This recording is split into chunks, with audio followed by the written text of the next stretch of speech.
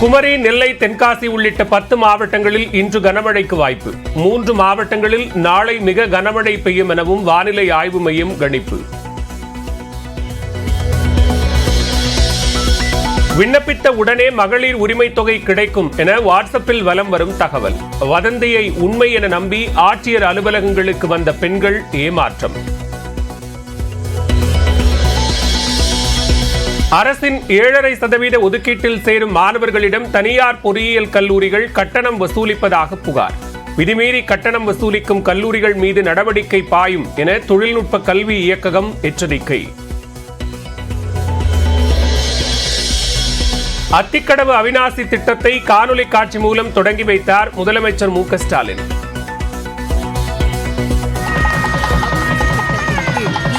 திருப்பூர் மற்றும் கோயம்புத்தூர் மாவட்டங்களில் ரூபாய் 1916.41 கோடி மதிப்பீட்டில் அமைக்கப்பட்டுள்ள 6 நீரேற்று நிலையங்கள் மற்றும் 1045 குளம் குட்டைகளுக்கும் சோதனை ஓட்டப் பணிகள் முடிவுற்று தற்பொழுது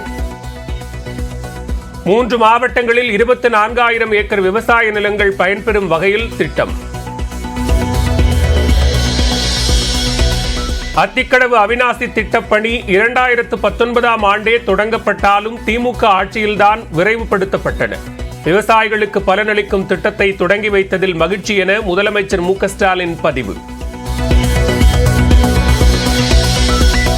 நீட் தேர்வு தோல்வியால் தஞ்சை மாவட்ட மாணவர் தனுஷ் பலியானது அதிர்ச்சி அளிப்பதாக எடப்பாடி பழனிசாமி வேதனை. நீட் ரத்துக்கு ஆக்கப்பூர்வ நடவடிக்கை எடுக்க முதலமைச்சர் ஸ்டாலினுக்கு வலியுறுத்தல். தர்மபுரியில் கோயிலில் தூய்மை பணியில் ஈடுபட்டிருந்த பெண்ணை கத்தியுடன் வந்து தாக்கிய இளைஞர். கருவறைக்குள் சென்று பூட்டிக் கொண்ட நிலையில் லாவகமாக கைது செய்த காவல்துறையினர்.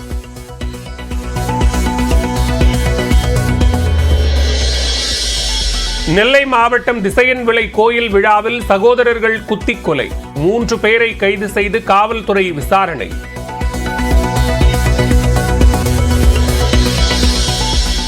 மேற்கு வங்க பயிற்சி மருத்துவர் பாலியல் வன்கொடுமையை கண்டித்து நாடு முழுவதும் மருத்துவர்கள் போராட்டம். தமிழ்நாட்டிலும் அரசு மற்றும் தனியார் மருத்துவமனை மருத்துவர்கள் வேலை நிறுத்தம், நோயாளிகள் அவதி.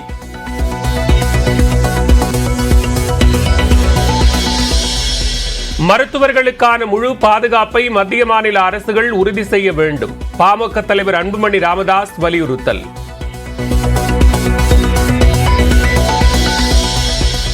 பாரிஸிலிருந்து டெல்லி வந்தடைந்த மல்யுத்த வீராங்கனை வினேஷ் போகத்திற்கு உற்சாக வரவேற்பு. சாக்ஷி மாலிக், பஜ்ரங் புனியா உள்ளிட்டோர் நேரில் வந்து திறந்த வாகனத்தில் ஊர்வலமாக அழைத்துச் சென்றனர்.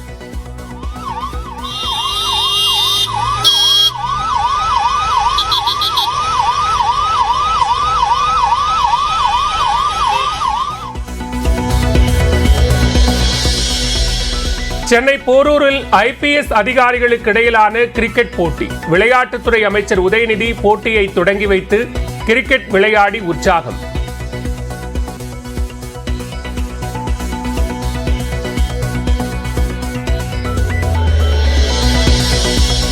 சேலம் மாவட்டம் சேர்வராயன் மலையில் பெய்த கனமழையால் சரபங்கா ஆற்றில் வெள்ளப்பெருக்கு. 4 கால் பாலத்தில் வெள்ளம் பாய்வதால் கிராமங்களுக்கான பேருந்து போக்குவரத்து நிறுத்தம்.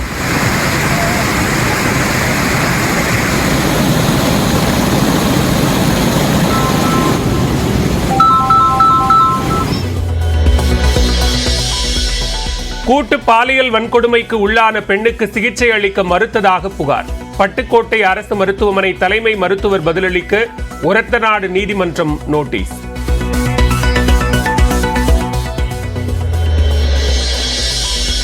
கொடைக்கானலில் போதை காளான் விற்பனையை கட்டுப்படுத்த காவல்துறை தீவிர சோதனை. போதை காளான் விற்ற புகாரில் 10 பேர் கைது.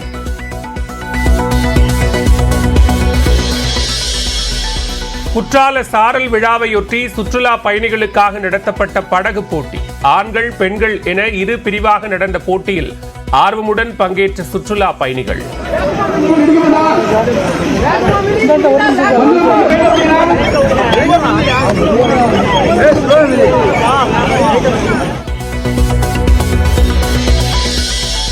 இரண்டாம் கட்ட சென்னை மெட்ரோ ரயில் திட்டத்தில் 6 மேம்பாலங்களை கட்ட மெட்ரோ நிர்வாகம் முடிவு. 1000 கோடி ரூபாயில் கட்டப்படும் என நியூஸ் 18க்கு மெட்ரோ ரயில் திட்ட இயக்குனர் அர்ஜுனன் பேட்டி.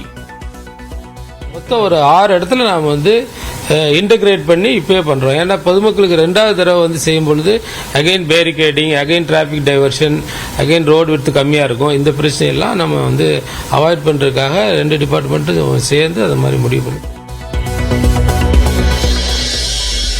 துருக்கி நாடாளுமன்றத்தில் ஆளும் கட்சி எதிர்க்கட்சி எம்பிக்களிடையே வாக்குவாதம். ஒருவரை ஒருவர் கடுமையாக தாக்கிக் கொண்டதால் பரபரப்பு.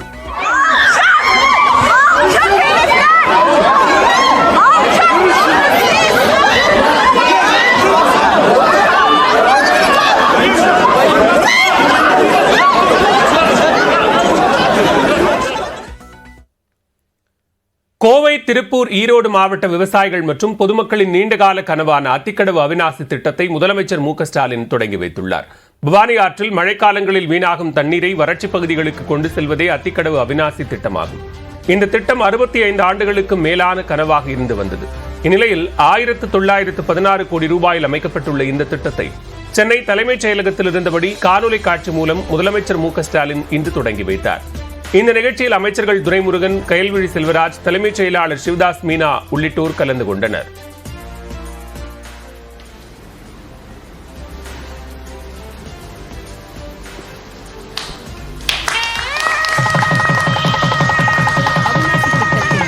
ஈரோடு, திருப்பூர் மற்றும் கோயம்புத்தூர் மாவட்டங்களில் ரூபாய் 1916.41 கோடி மதிப்பீட்டில் அமைக்கப்பட்டுள்ள 6 நீரேற்று நிலையங்கள். அத்திக்கடவு அவிநாசி திட்டத்தை தொடங்கி வைத்த முதலமைச்சர் மு.க.ஸ்டாலினுக்கு ஈரோடு, திருப்பூர், கோவை மாவட்டங்களின் நிர்வாகம் சார்பிலும் பொதுமக்கள் மற்றும் விவசாயிகள் சார்பாகவும் ஈரோடு மாவட்ட ஆட்சியர் ராஜகோபால் கன்கரா நன்றி தெரிவித்துக் கொண்டார். அத்திக்கடவு அவிநாசி திட்டத்தினை காணொலி காட்சி வாயிலாக துவக்கி வைத்துள்ள மாண்புமிகு தமிழ்நாடு முதலமைச்சர் அவர்களுக்கு ஈரோடு, திருப்பூர், கோயம்புத்தூர் மாவட்டங்களின் நிர்வாகத்தின் சார்பாகவும் பொதுமக்களின் சார்பாகவும் விவசாயிகளின் சார்பாகவும் நெஞ்சார்ந்த நன்றினை தெரிவித்துக் கொள்கிறேன். நன்றி. அத்திக்கடவு அவிநாசி திட்டம் மூலம் 3 மாவட்டங்களைச் சேர்ந்த மக்களுக்கு வறட்சி காலங்களில் குடிநீர் தேவை பூர்த்தியாவதுடன் 24,468 ஏக்கர் விளைநிலங்கள் பாசன வசதி பெறும் என்று தெரிவிக்கப்பட்டுள்ளது. 3 தலைமுறைகளின் கனவு திட்டம் நிறைவேறியதால் திருப்பூர், கோவை, ஈரோடு மாவட்ட மக்கள் மகிழ்ச்சி அடைந்துள்ளனர். இந்த திட்டத்தின்படி ஈரோடு, கோவை, திருப்பூர் மாவட்டங்களில் 32 ஏரிகள், 971 குளம், குட்டைகள் என மொத்தம் 1045 நீர்நிலைகளில் நீர் நிரப்பப்படும். இதற்காக பவானி, நல்லகவுண்டன்பாளையம் உள்ளிட்ட 6 இடங்களில் நீரேற்று நிலையங்கள் அமைக்கப்பட்டுள்ளன. 1998ஆம் ஆண்டில் 134 கோடி ரூபாய் என மதிப்பிடப்பட்ட இந்த திட்டம் தற்போது 1916 கோடி ரூபாயில் நிறைவடைந்தது.